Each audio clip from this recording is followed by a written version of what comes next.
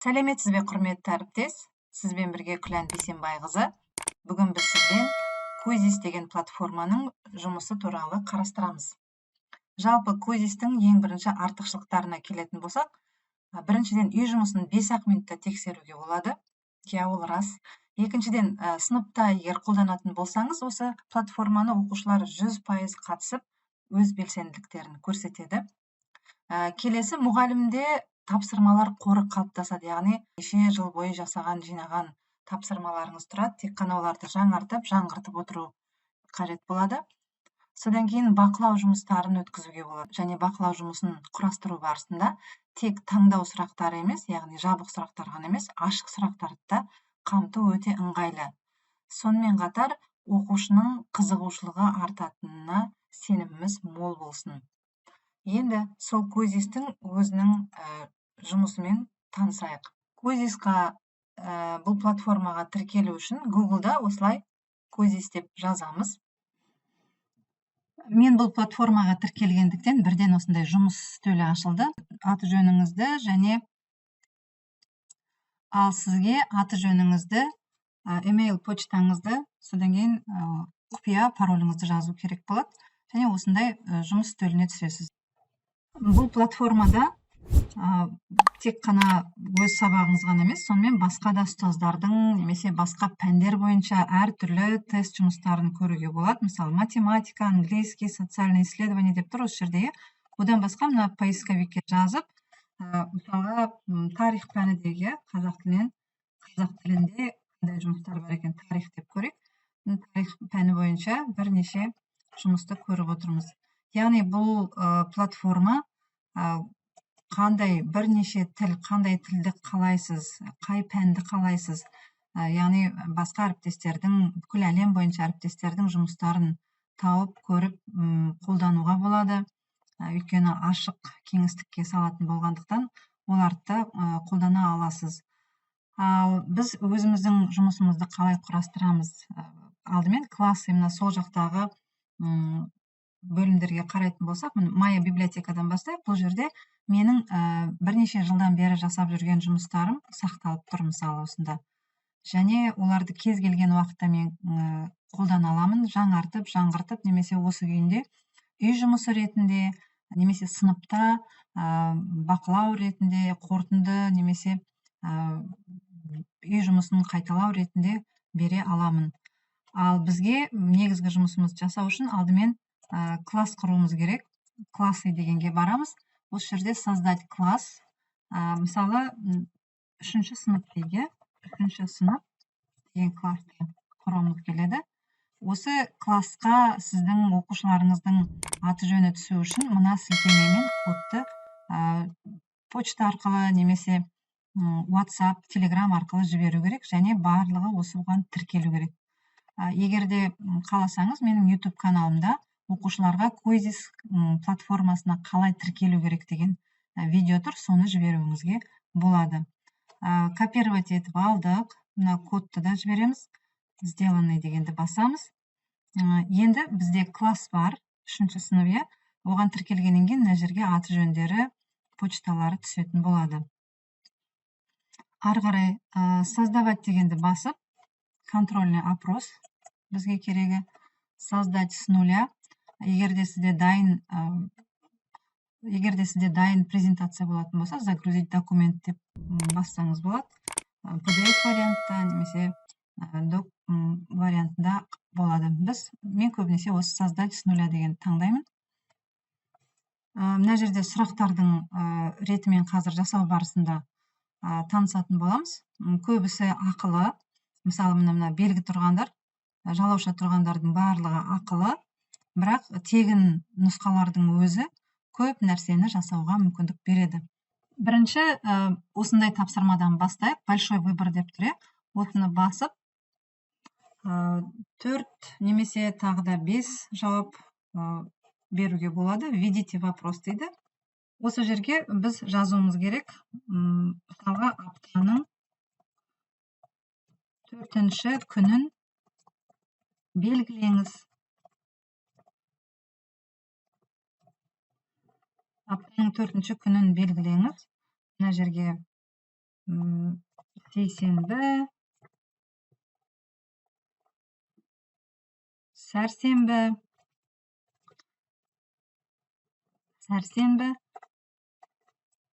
бейсенбі, жұма, сенбі деп жазайық. Жұма, сенбі.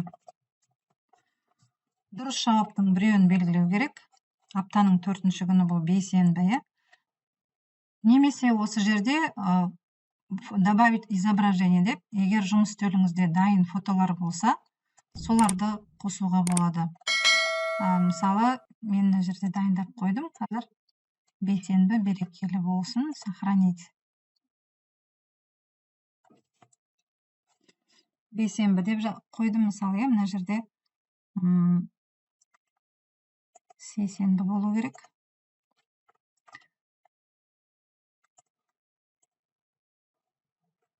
Осылай фотоларды қойып шығуға болады. Қазір уақытты алмау үшін бәрін қоймай-ақ қойын. Сейсенбі, бейсенбі, сәрсенбі деп. Және қанша балл бересіз? 1 балдан бастап, мына жерде 20 балға дейін бар, иә? Сұрақ оңай болғандықтан 1 балл беремін. Және 30 секунд жеткілікті деп ойлаймын. 30 секундтың ішінде бала белгілей алады.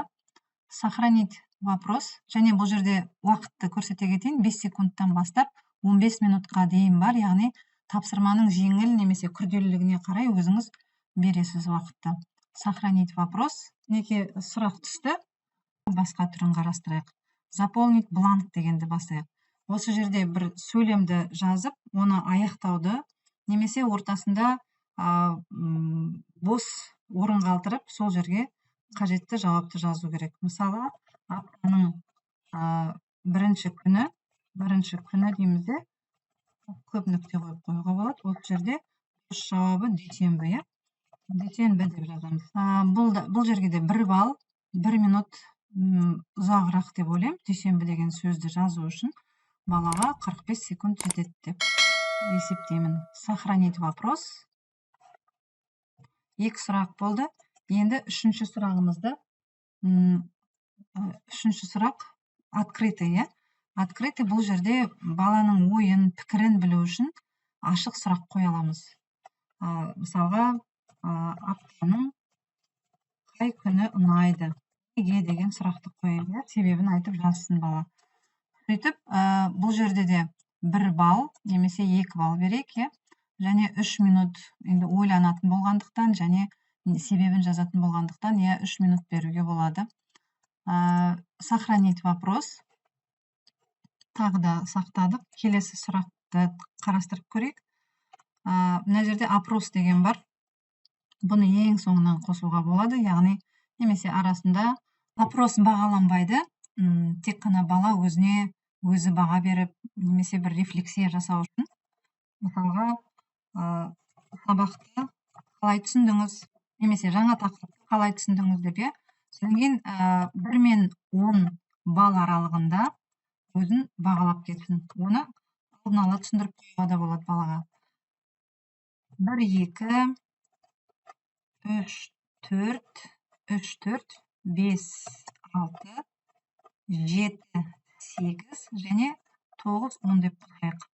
Егер бала өте жақсы түсінген болса, 9, 10-ды белгілейді. Нашар түсінсе 1 мен 2-ні өзіне таңдау жасатамыз, және бұл категория баға қойылмайды. Мына жерде көрініп тұр, яғни баға қойылмайды. 30 секундтың ішінде ол таңдау жасай алады. Тағы да сақтаймыз. Сохранить вопрос. Келесі тағы бір түрін қарайық. Рисовать деген, яғни сурет салуға болады.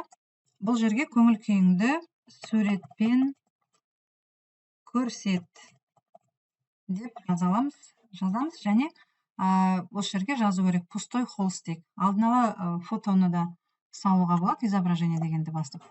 Және попробуйте дейді, мысалға салып көрейік қазір. Мыналарды бассақ, біз түстерді таңдай аламыз. Міне сары түсті алып, мен күннің суретін салғым келеді. Менің көңіл күйім деп осылай күн түрінде салайық. Міне осылай салуға болады екен, және бұны өшіруге болады. Өшіргіші бар, немесе мына жерде корзинаны бассақ өшіп қалады. Бұны да сохранить дейміз. 1 балл немесе 2 балл өзіңіз сұрағыңызға қарайсыз және 3 минуттың ішінде салып бітіру керек бала. Сохранить вопрос. Сонымен біз бірнеше түрін қарастырдық. Енді бұны қалай жариялаймыз? Жасаған жұмысымызға ат берейік. Апта атаулары деп ат қояйық. Және предмет, яғни пәннің аты бізде қазақ тілі пән деген жоқ бұл жерде, сондықтан языки мира қала береді. Бұнда математика, английский, физика басқалардың бәрі бар, қазақ тілі жоқ әзірше. Начальный, мына жерде сыныптардың нешінші сынып 1-ден 5-ке дейін, 2, 3, 4, 3 дегенді басуға болады.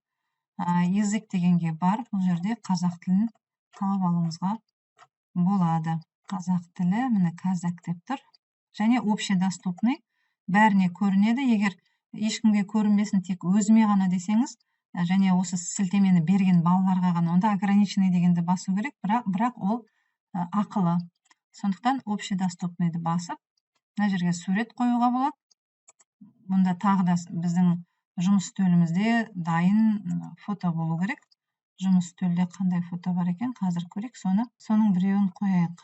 Ал какао деген сурет бар екен, соны қояйық. Мысал ретінде формасы үлкендеу сурет қоюға болады. Сохранить дегенді бастық. Сонымен біздің міне бір тест жұмысымыз дайын болды. Публиковать дегенді басамыз, сонда сақталады барлығы. Енді осы дайын жұмысымызды, мінекей біздің жұмысымыз дайын болды. Осы дайын жұмысымызды қалай үй жұмысы ретінде береміз? Назначить домашнее задание деп тұр. Осы бойынша үй жұмысы ретінде береміз.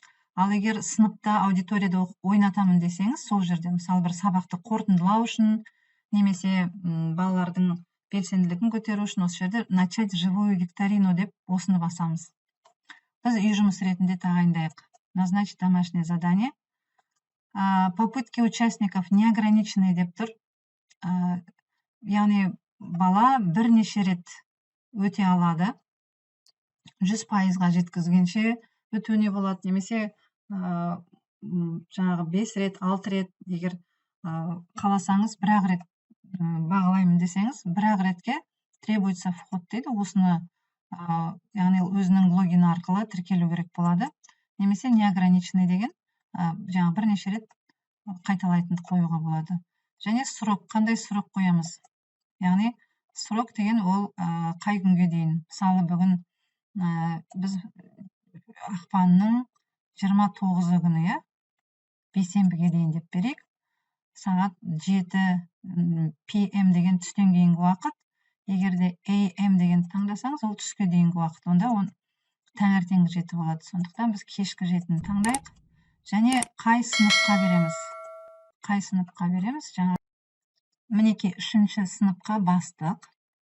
Енді следующий дегенді басамыз. Мына жерде атын жазуға болады. Апта, күн атаулары деп, немесе жазбасаңыз да аса маңызы жоқ. Апта, күн атаулары. Сохранить дегенді басамыз. Назначить. Енді бұл жерде осы жұмысты біз қалай жібереміз балаға? Кликните сюда деп тұр, мына жерде. Осыны басып, копировать деген мына жерде тұр. Копировать дегенді көшіріп аламыз. Және осы сілтемені WhatsApp немесе Telegram арқылы балаларға жіберу керек. Және міндетті түрде уақытын айту керек. 29 ақпан күні сағат 7:00-де уақыт аяқталады. Ал балалар, сендер болсаңдар сол кезге дейін осы жұмысты жасап аяқтауларын керек деп. Осы жерде балалардың аты жөндері, олардың жасаған жұмыстарының пайызы шығады. Яғни бұл дайын тестті беріп, дайын мәтін бойынша, фильм бойынша, аудио, видео бойынша тапсырмалар құрастырып, оны жіберуге болады. Және сіз оның бағасын бірден көріп, 5 минуттың ішінде өзіңіздің журналыңызға түсіріп алсаңыз болады, немесе мына жердегі міне скачать, распечатать деген осы белгілерді басып шығарып алуыңызға да болады екен. Немесе отчеты дегенді бассаңыз, мына жерде міне көрініп тұр, отчеты. Мына жақта ол, міне біз беріп қойдық, бек деп тұр, осы жерде түседі, және біз осыны басып, бізде әлі уақыт бар, сондықтан да әлі ешкім жоқ, 0% деп тұр, мысалы 100%-ға дейін болу керек, иә. Мысалы 15 бала, 20-30 бала болса, олардың барлығы орындағанда 100% деп тұрады, жартысы ғана орындаса 50% деп тұрады. Солай біз жұмысты көшіріп ала аламыз өзімізге. Бұл негізінде үй жұмысы ретінде беретін жолы осы. Ал егер де сыныпта ойнатамын десеңіз, онда міне осы тізімнің ішінен играть живая викторина, иә, осыны басамыз. Классический дегенді таңдаймын әдетте мен, және классический по умолчанию. Командамен ойнауға болады, тест ретінде беруге болады. Продолжить дегенді басамыз. Мынау балалар қолдарында телефонмен, ноутбукпен, немесе компьютер кабинетінде отыратын болса, осы joinmyquiz.com деген теру керек Google-да, және ол жерден код сұрайды, оқушының атын сұрайды. Солай беруге болады, немесе show QR деп тұр. Мына QR-ды бассаңыз, осы шығады. Осы QR арқылы өздерінің телефондарында QR-ға түсіріп, немесе фотоға түсіріп, ары қарай ойнай алады. Және барлығы тіркеліп болғанда, мына жерде есімдері шығады. Балалардың 30 бала болса 30, 50 болса 50 баланың есімі шығады. Барлығы тіркеліп болғанда, начните дегенді басамыз. Начните дегенді басып, мысалы 10 минутқа, 5 минутқа кіреді ме, сол уақыттан кейін конец дегенді басамыз. Осы конецті басқаннан кейін ең жылдам және дұрыс орындаған балалардың тізімі 3-ші, 2-ші, 1-ші орын деп шығады. Одан қалғандары рет-ретімен жинаған балдарының мөлшері бойынша бірінен кейін бірі тізімде тұратын болады. Яғни бұл жерде жеңімпаздарды анықтауға болады, және келесі жолға мотивация болу үшін жеңіске жетем деген балалар болса, оқып келіп тапсырманы немесе қарап келіп дұрыс, жылдам орындаңыздар деген оларға тапсырманы бере аламыз. Негізгі айтатынымыз осы. Егерге осы видео пайдалы және ұнаған болса, лайк басып, комментарий жазуды ұмытпаңыз. Келесі жолы кездескенше сау болыңыз.